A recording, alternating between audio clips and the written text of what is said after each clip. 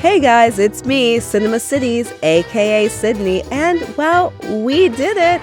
We're at 25,000 subscribers. So to mark this milestone, I'm back to answer some more of your questions. And if I don't answer your questions in the video, it will be in the next issue of the channel's free newsletter, The Screen Spectator. The link to subscribe is in the description below. So let's dive right in.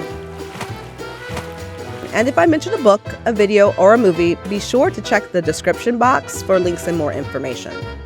Okay, are we ready? Let's go. What are the essential elements that a film must have to be considered one of the 8 million stories you post in the Cinema Cities? That's a great question. So the film or some aspect of the film must really stir something deep within me and evoke a real emotional response. It's a lot of work. I mean, a lot of work. Writing, editing, researching for these videos and the newsletter and podcast. So a film or a story from the history of classic Hollywood really has to inspire a passionate response within me. And it could be anything, like Guy and Rosemary's apartment in Rosemary's Baby, the images of 1960s Paris in Paris Blues, the way the movie Carol feels like you're looking at a book of old photographs, or the way David Lynch just absolutely loves Laura Palmer. Me falling absolutely in love with Tyrone Power, or the sweeping, unapologetic, old-fashioned melodrama of Legends of the Fall. What were the factors that encouraged your focus on classics? I can't really explain it. I've always been a big history buff, obviously. I mean, I went to college for many, many years, too many years, my parents say, for history. And there was something about film and history that opened all these doors for exploration, and it became a passion. Martin Scorsese approaches you to pull together a beginner's guide to cinephilia. What would you want to focus on? This was a tough one, but I think I would focus on writers and screenplays and then expand the discussion out from there. I would choose some classic films that are considered to have perfect screenplays. So these films, they're diverse in genre. You've got some epic romance melodrama, some film noir, some straight drama, and comedy. So beginners can explore different storytelling styles and thematic elements. They're all historically significant, and they're easily accessible, all with distinct visual styles and well-crafted dialogue across a wide range of themes. That would be the beginner's guide I would pull together. Are you a fan of Cinema Cities? Do you love the videos and the monthly newsletter? Then you should consider joining the channel's Patreon or Substack community. As a member, you'll not only get ad-free early access to upcoming channel videos, you'll get exclusive videos like this one. Is that boyfriend of the channel Sterling Hayden? Why, yes, it is. Members get monthly, informative, and entertaining posts, as well as members-only podcast episodes. And because the YouTube algorithm absolutely hates these videos, starting in January, the Cinema Cities Crazy Bee movie series will be a Patreon and Substack exclusive. Now, you wouldn't want to miss out on any of that fun, now would you? And you can always support the channel by liking, subscribing, and commenting, and making sure that you've clicked that little notification bell. Otherwise, YouTube will completely erase this channel's existence from your homepage. So be sure to check those links to become a first-class supporter of a community of amazing classic film lovers just like you. Are there any other classic films that you think could actually benefit from being revisited today? Okay, so you guys know how I feel about Suspicion. We've already talked about that one. I want to see a killer Johnny Aisgarth. But another film I really want to see remade is King's Row. The original starred Robert Cummings, Ann Sheridan, Ronald Reagan, Judith Anderson, Claude Rains. This girl who plays Louise, and I cannot think of her name off the top of my head. I love the original. I really, really love it. And I own 2 copies of the book and its sequel, Paris Mitchell of King's Row. But the film's screenplay had a lot of trouble getting through the censors. The material was considered unfilmable. It deals with very heavy issues and adult themes. But it's a great Midwestern Gothic tale that would really benefit from a more faithful adaptation. Where's the rest of me? And look, I don't care what anyone says. I don't think Robert Cummings was the right casting choice for Paris. The role of Paris should have gone to Tyrone Power.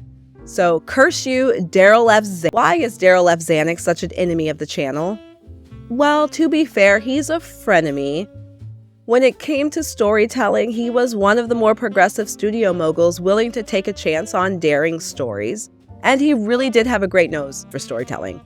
Having been a writer, he was respectful of the craft and respectful of his writers. But for me, Daryl Zanuck's villain origin story begins with Tyrone Power. He never let Ty break out of the mold the studio slotted him into, and there were so many films that were offered to Ty from other studios that would have satisfied his creative desires, as well as secured him a stronger classic film legacy. He was wanted for the role of Ashley Wilkes in Gone with the Wind. Harry Cohn wanted him as Joe Bonaparte in Golden Boy after Jack Warner broke our boy Julie's heart and said no to lending him to Columbia.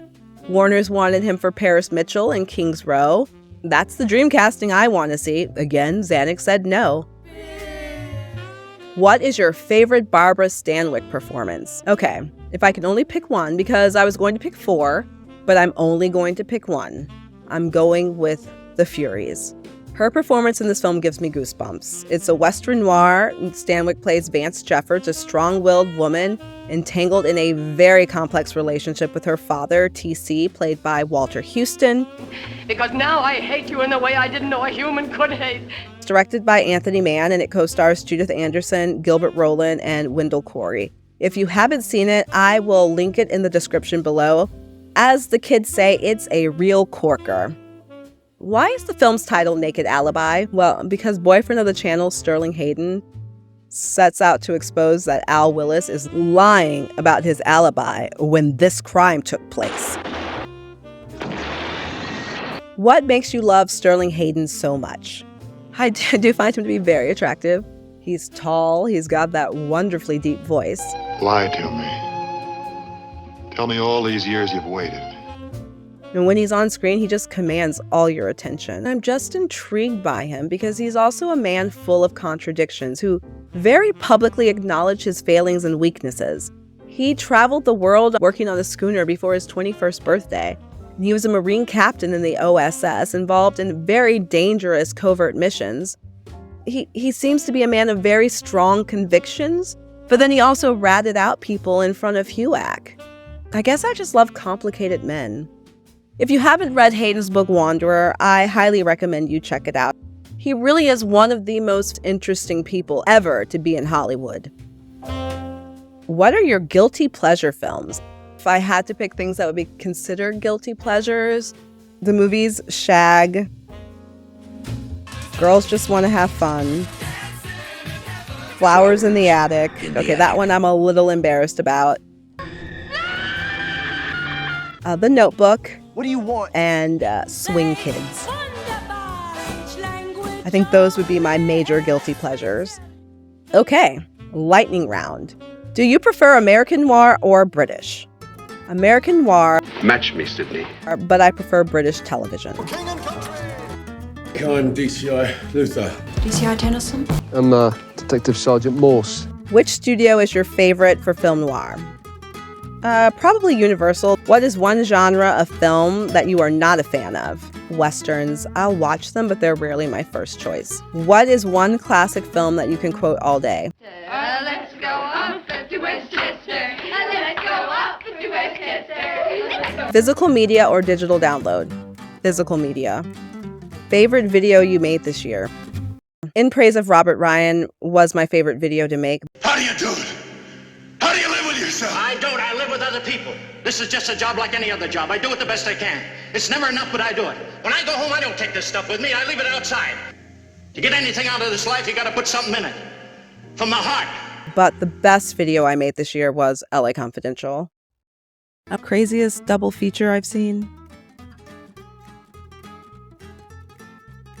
Sterling Hayden or Robert Ryan? Guys, come on now, pass. Sterling Hayden or Tyrone Power? Okay, sorry Ty, Sterling. White wine or red? Have you ever tasted Mogan David's extra heavy Malaga wine with soda and lime juice? That was fun. I just want to give my sincere and heartfelt thanks to each and every single one of you who watched one of my videos, commented, clicked the like button, read and or subscribed to the newsletter, participated in any of the channel polls, or Noirvember, which was a lot of fun. You guys are great. You are absolutely the bee's knees, and I couldn't ask for a better community of viewers and subscribers. And to all you guys who bought me coffees this year, and to all these wonderful people who support the channel through Substack and Patreon, I want you to know that you guys really help keep this very chaotic, very sleep-deprived one-woman show on the road. The brazen hussy!